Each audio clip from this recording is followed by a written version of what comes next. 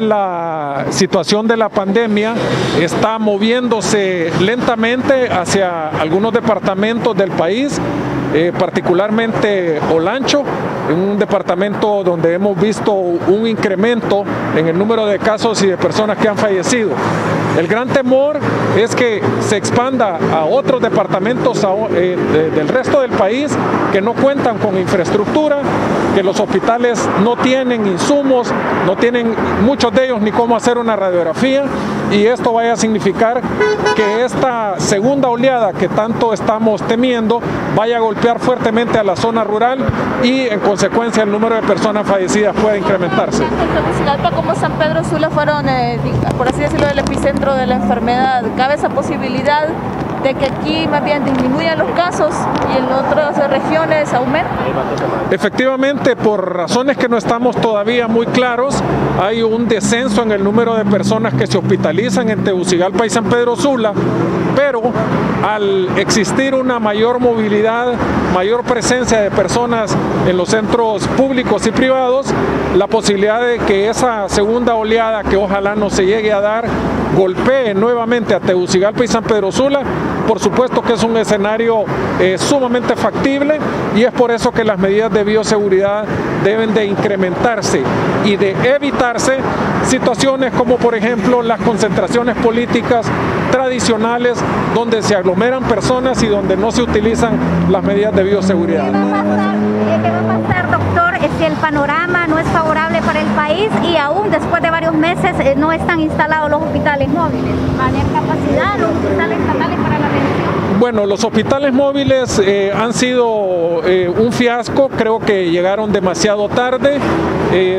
creo que además fue una muy mala idea, pudiéndose haber fortalecido los hospitales, se hizo esa multimillonaria inversión en hospitales que ni siquiera han empezado a funcionar, y lo más grave es que ni siquiera se tomó en cuenta la opinión de la ministra de Salud para tomar ese tipo de decisión.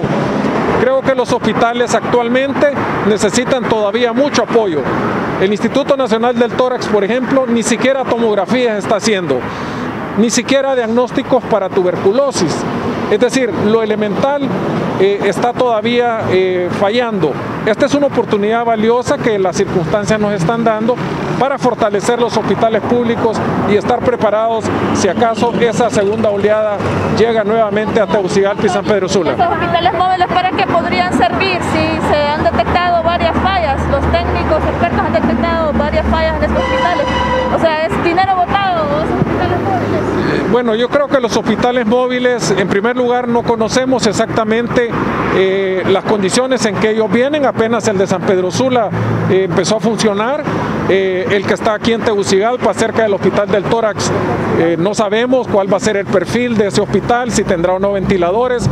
Hay todavía mucho desconocimiento y esperemos que ojalá funcionen y que puedan servir para la población hondureña que tanto anhela contar con más servicios hospitalarios. La letalidad y la hospitalización en el tórax, ¿en cuánto ha bajado, doctor, en estas últimas semanas? La hospitalización ha disminuido, tenemos un descenso interesante, más o menos alrededor del 50% de la capacidad del hospital, cuando en los peores momentos llegó a estar en un 120%.